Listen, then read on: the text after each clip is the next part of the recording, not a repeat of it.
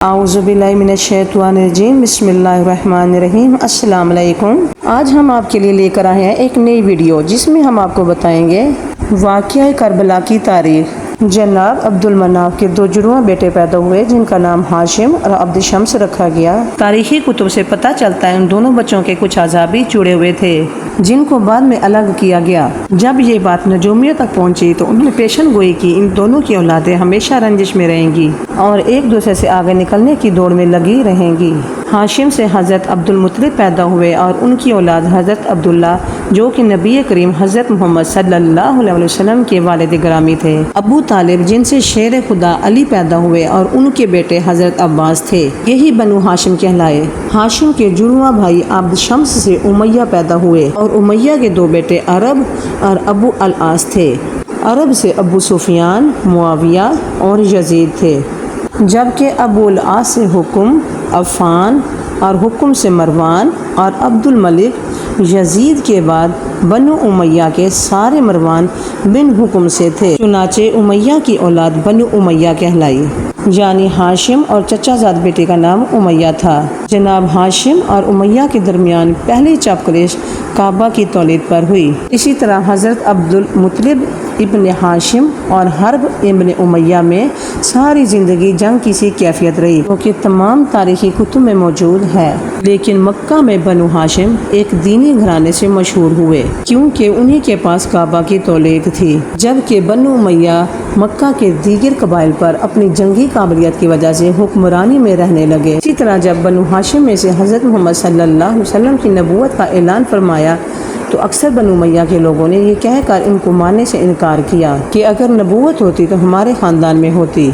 जंग बदर और जंग सफ़ैन बनु हाशिम और बनु उमैया के दरमियान ही लड़ी गई। इसी तरह बनु उमैया में से जब यजीद ने 60 हिजरी में हुकूमत संभाली तो इसने मदीना के हाकिमों को ख़त लिखा कि मदीने में मौजूद असर रसूख रखने वाली शख्सियात से मेरी बैत लो। खसूसी तौर पर नवासा रसूल सल्लल्लाहु अलैहि वसल्लम हज़रत इमाम हुसैन रज़ियल्लाहु तआला अन्हु से तो हर सूरत बैत लेनी है। तारीख़ याकूबी सफ़ा नंबर 241 का ये हवाला है। कुछ असहाबे रसूल सल्लल्लाहु अलैहि वसल्लम और हज़रत इमाम हुसैन रज़ियल्लाहु तआला अन्हु ने यजीद की बैत से इनकार कर दिया। बैत से इनकार की वजह ये थी कि यजीद की हुकूमत इस्लामी असूलों के मुताबिक नहीं थी, लेकिन यजीद दिन रात इसी तगदों में लगा रहा किसी तरह नवासा रसूल सल्लल्लाहु अलैहि वसल्लम से बैत हासिल कर ले, क्योंकि उनकी बैत ना करने से कभी भी उसकी हुकूमत ना संभल पाएगी। जब मदीने में हालात ख़राब होने लगे, शर और फसाद फैलने का ख़तरा बढ़ा तो इमाम आली मकाम ने मदीने से हिजरत करने का इरादा कर लिया।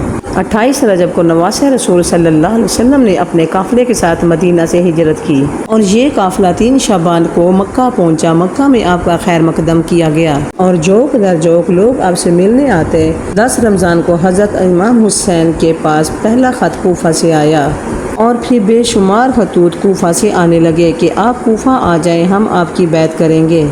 यजीद की हुकूमत को हम नहीं मानते।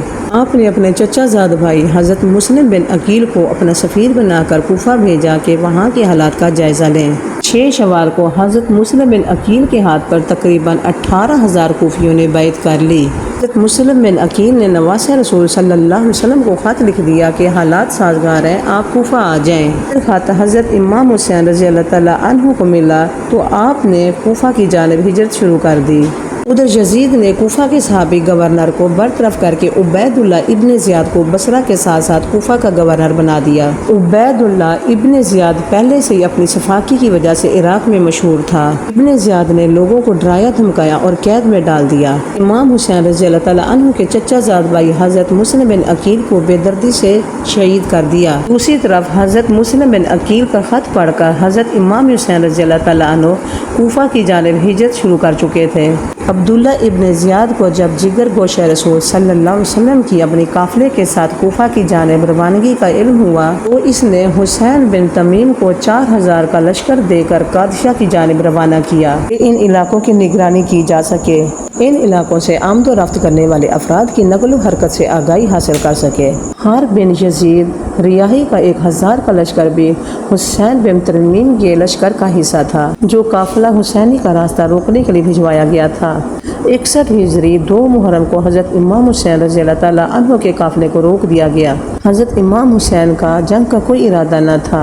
हज़रत इमाम हुसैन रज़ी अल्लाह ताला अन्हु को पता चला कि यही करबला है तो आपने हुक्म दिया कि खैमे नस्ब कर दिए जाएं। करबला में फौज का सिपा सालार उमर बिन साद था, जो खून रेजी से बचना चाहता था, लेकिन कूफा में मौजूद गवर्नर उबैदुल्ला इब्न ज़ियाद को शिमर ने जंग के लिए उकसाया और आखिरकार 9 मुहर्रम को शिमर 4000 सिपाही लेकर करबला पहुंच गया। साथ में उमर बिन साद के लिए धमकी अमेज खत लेकर आया कि या तो हज़रत इमाम हुसैन रज़ी अल्लाह ताला अन्हु से बैत ले लो या इनके साथ जंग करो। 10 मुहर्रम को नवासे रसूल सल्लल्लाहु अलैहि वसल्लम अपने जानिसारों की लाशें उठा उठा कर निढाल हो चुके थे, लेकिन शुजाअत हैदरी की झलक अब भी चेहरे पर चमक रही थी। शेर खुदा अपने तमाम मसासे लुटाने के बाद खुद घोड़े पर सवार होते हैं। ज़ैनब बिन्ते फातिमा रकाब थामती हैं। यजीदी लश्कर तलवार हैदरी को जब मैदान में देखते हैं तो एक पल के लिए हलचल मच जाती है।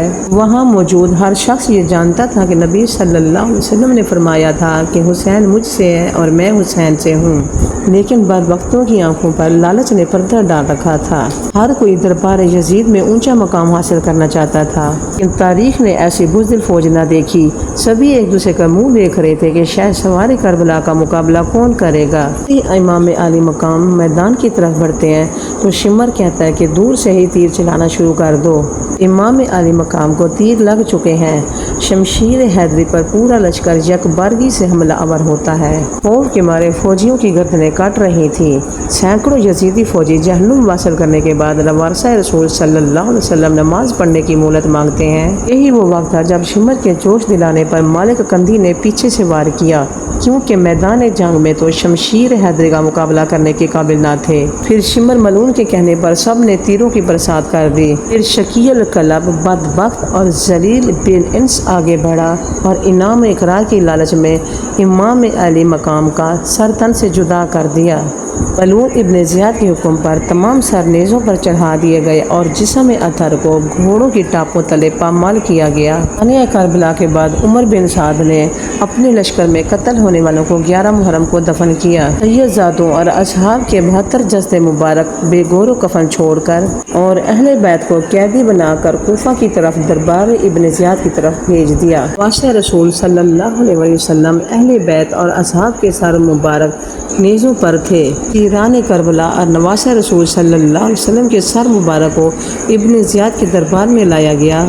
इसके बाद उबैदुल्ला बिन ज़ियाद करबला के काफिले को शोहदा के सरों के साथ शिमर की क़ियादत में यजीद के महल की तरफ शाम रवाना कर देता है। हज़रत ज़ैनब ने एक तारीख साज खुतबा यजीद के दरबार में दिया, जिससे वहाँ के मौजूद लोगों के दिल लरज़ उठे। यजीद ने परेशान होकर काफिले को आज़ाद करके मदीना भेज दिया। काफिला जब मदीना पहुँचा तो मदीने में न थमने वाला आंसुओं का सैलाब आ गया। कि करबला सुनकर आज भी हर शख्स का दिल कांप जाता है। उम्मीद है हमारी आज की वीडियो से आपकी मालूमात में इजाफा हुआ होगा। अगर आपको ये वीडियो पसंद आई हो तो इसे ज़रूर लाइक करें और अपने दोस्तों के साथ ज़रूर शेयर करें और हमारे इस चैनल को सब्सक्राइब करना मत भूलिए। उम्मीद है आप हमारे इस चैनल को ज़रूर सपोर्ट करेंगे। हमारी अगली वीडियो का इंतज़ार करें। तब तक के लिए अल्लाह हाफिज़।